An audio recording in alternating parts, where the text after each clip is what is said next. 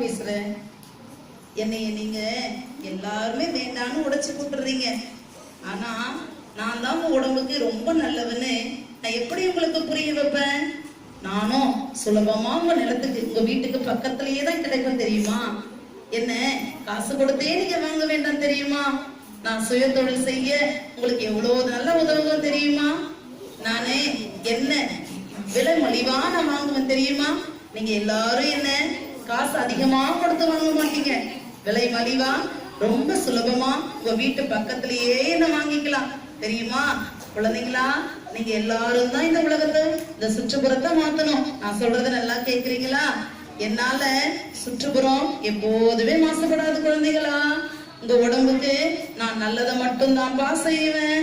நீங்க எல்லாரும் என்னுடைய குட்டி செல்லங்க, என்னை மட்டும் நீங்க பயன்படுத்துங்க.